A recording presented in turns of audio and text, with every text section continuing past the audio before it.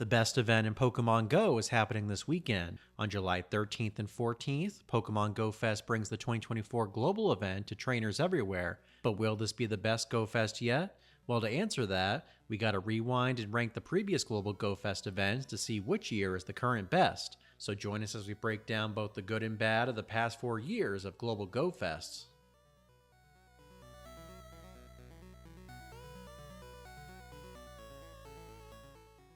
Welcome back, everyone. So the GoFest season will be wrapping up this weekend. However, it's going out with a massive bang that is the global event. I can't stress enough how great of an event this is going to be, with all the rare Pokemon spawning, Ultra Beasts and raids, and the incredibly hyped global debut of Duskmane and Dawnwing's Necrozma. Let me just say that these are some of the best Pokemon we've seen in the game so far, so this is going to be one event that you definitely don't want to miss. Now 2024 is a special year for Pokemon Go Fest, as it marks the 5th year in a row that we've had a global event for the Go Fest season.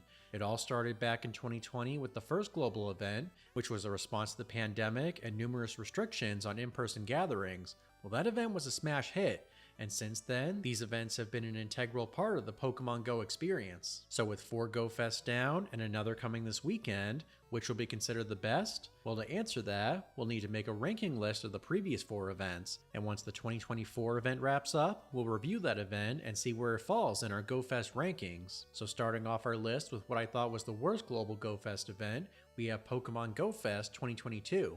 This was an interesting year for Pokemon Go Fest because not only was this the first time in 3 years that in-person Go Fest returned, but 2022 also featured the most Go Fest events we've seen in a summer. We started the season with a 2-day global event in early June, then we had 3 live in-person events in Berlin, Germany, Seattle, Washington, and Sapporo, Japan, and finally we concluded with the global wrap-up event the end of August. So out of all the previous year's Go Fest events, this one was easily the most packed. So why am I putting it at the bottom of my list? Well, for one thing, the spawns for this event in my opinion were the least exciting out of all the global Go Fests. Outside of the 5 new shinies that they added for Go Fest 2022, the only other rare memorable spawns were Galarian Darumaka, Pancham, Larvitar, Galarian Weezing, Clink, Tropius, and Torkoal. And with the latter 3 tied to incense, you were less likely to encounter them compared to all the other spawns. But it wasn't just the spawns that I found to be lackluster, I also had a problem with the number of shinies that they released for this event.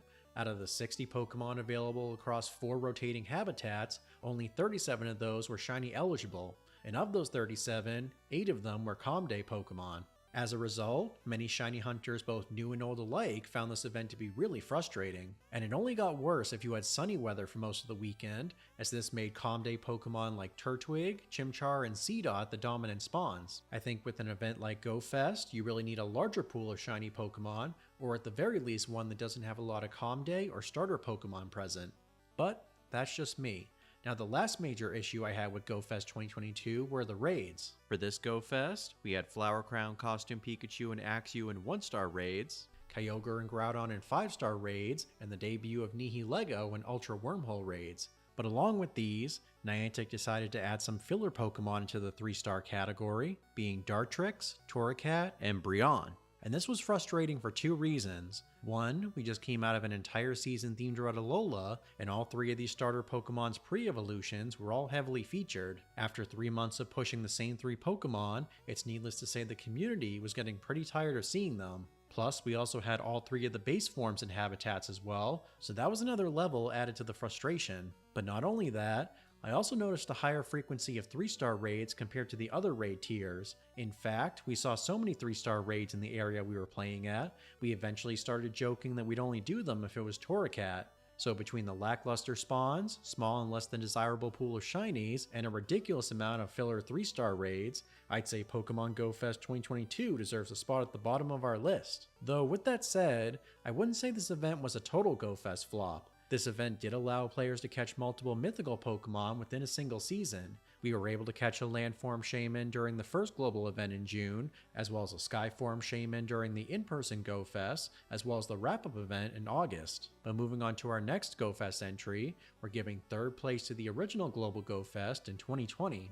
This event was an absolute game changer for Pokemon Go, as this was the first time that everyone had the chance to experience the hype of Pokemon Go Fest. With it came a ton of rare spawns like Gibble, Alolan Executor, Zangoose, and Seviper, as well as solid shiny debuts like Quillfish and Tangela. Add that to the incredible lineup of legendary Pokemon in 5-star raids, and you had a really amazing Pokémon Go event. Now, as good as this event was to play, it wasn't without its issues. This Go Fest was plagued by technical issues all throughout the weekend. Whether you weren't able to log into the app, experienced crashes during raids, or had trouble accessing your friendship list during certain habitats, there were a lot of technical issues with this event. Now here's the thing, this was the first ever event like this to happen on a global scale. While it is possible Niantic could have been more prepared for what was coming, I don't necessarily blame them for all the issues that happened. Plus, they were very supportive afterwards, not only offering compensation for lost items like battle passes, but they also held a 3-hour makeup event in August encompassing the affected habitats. But along with the technical issues though, I also wasn't a fan of some of the rotating habitats. During this event, there were 5 habitats including Battle, Friendship, Fire, Grass, and Water. When it came to the Battle and Friendship habitats, I felt like these two were the most exciting. They had a lot of meta-relevant Pokemon for PvP and PvE, as well as rare regional and shiny variants to catch as well. But as for the other 3 habitats, I really felt that these were lackluster and didn't really have many exciting spawns outside of 2 or 3. And I wasn't the only one that felt that way. I was with a group of about 30 trainers for this event, and during the first 2 habitats, we ran through the park we were at pretty quickly. However, once the elemental habitats kicked in, the grind came to a screeching halt, with many in the group focusing on raid battles instead. And to me, this was a bit of a poor design choice. I just think that the elemental habitats needed to be buffed more in terms of meta-relevant and high desirable shinies, so that they were on par with both the friendship and battle habitats. And that's why GoFest 2020 takes 3rd on our list.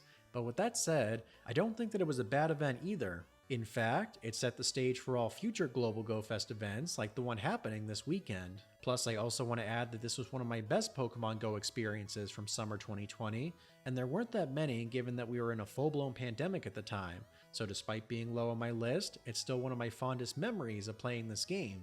Now for the second best global GoFest, I'm going to be giving that title to the 2021 event. This event expanded upon the first global event, adding a unique theme around music. As such, we saw the debut of the mythical Pokemon Meloetta, music-themed Pokemon, and rock and pop star costumes for Pikachu. Additionally, this event was also the cheapest event out of any GoFest or GoTour event we'd seen. To celebrate the 5th anniversary of Pokemon Go, Niantic partnered with Google Play so they could offer tickets for only $5. And this was an absolute steal because most tickets for events like this go for an average of $15. And you got the full GoFest experience with this ticket as well, so this was an incredible win. But additionally, this GoFest also did something that no other event has done to date, and that's bring back every single legendary Pokemon. That's right. For the second day of GoFest 2021, all of the currently released legendary Pokemon returned to raids. And I gotta say, this was a really exciting feature as it offered something for everyone that was attending. Whether you were a veteran trying to track down a specific legendary, or a new player trying to catch their first legendaries, this event had it all. Now with that said, while bringing all the legends back for GoFest was amazing, it did come with a couple drawbacks. For one, none of the returning legends came back with their signature moves. Most notably, this included Mewtwo with Psystrike or Shadow Ball, Groudon with Fire Punch, and Cresselia with Grass Knot. Plus, there's also the Kanto birds that had their signature moves, yet none of them returned for this one-day event. But along with not having their signature moves, having all the legends back at once was also pretty chaotic and difficult to plan around. Each hourly rotation had roughly 8 legendaries randomly appearing, and with roughly 2 raids per hour, the chances of getting a specific legend at a nearby gym was pretty slim. Granted, we still had full power remote passes to actively pursue certain legendaries, but if you were out looking for specific Pokemon around local raids, finding certain legendaries became a massive headache. But outside of these 2 issues, I think GoFest 2021 was a massive success. It had a great pool of Pokemon spawns, great shiny releases, unique and desirable costume variants, and the really exciting addition of Unknown on Incense. This was the first time outside of raids that trainers could catch these rare Pokemon globally, so this was a massive win in my books. Now this brings us to the best global GoFest that I think we've had so far. I'm sure you can guess what it is based on the process of elimination, but before I reveal it, I want to know what your favorite global GoFest was. Also, do you agree with my choices, or do you have your own order for these events? Either way, be sure to let us know down in the comments. So now it's time to reveal our final GoFest entry on our list. and the number one spot on our list goes to Pokemon Go Fest 2023. This event was incredible. It had a great pool of Pokemon, solid shiny releases, meta-relevant raid bosses, a ton of exclusive moves through evolution, and tying it all together, we had the global debut of Cowboy Hat Snorlax. Yeehaw! So let's start with the spawns. This event had a great variety, ranging from common mons like Caterpie and Clefairy to rare, more and useful Pokemon like Beldum and Bagon. For me, some of the spawns that I was personally looking for included Heracross, which is a regional variant, Audino, Fungus, and Morlul, who offer bonus Stardust, Goomy since it was a cool shiny, and Pawniard. Up to this point, you can only hatch this Pokemon from 12k rocket eggs. However, during this event, it was one of the boosted incense spawns during one of the rotating habitats. So if you played this event, this was an easy way to get one and enough candy to evolve it, and perhaps even a shiny if you were really lucky. Then there was the shinies available. Out of the entire event, only 6 of the Pokemon available were shiny locked, and 2 of those were regional variants getting their global debuts. So for these 2, I'll give them a pass, but the fact that there were so many good shinies available for this event made shiny hunting this event a real blast. Next, we had the exclusive moves. So this event did something that no other Go Fest has done, and that's provide legacy moves to certain Pokemon during event hours. And these were some pretty good ones too. We had the return of Bullet Seed and Weather Ball for Rose Raid, Body Slam on Licky Licky, Earth Power on Flygon, as well as the highly anticipated Outrage on Salamence and Meteor Mash on Metagross. It's been years since either of these moves were made available, and they're pretty much essential to unlocking their Pokemon's full potential, so having them available for this event was another big win in my opinion.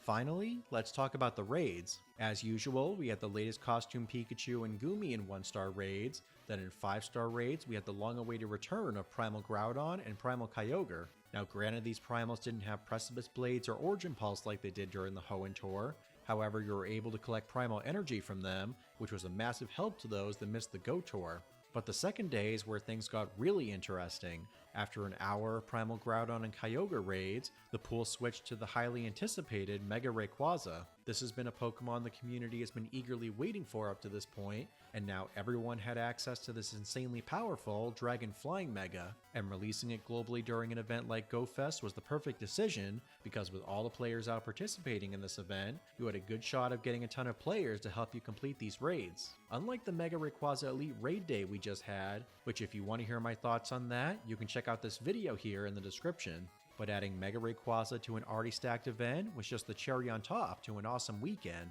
And those are all the pros we had for Go Fest 2023, but what about the cons? To be honest with you, there really wasn't anything wrong with this event.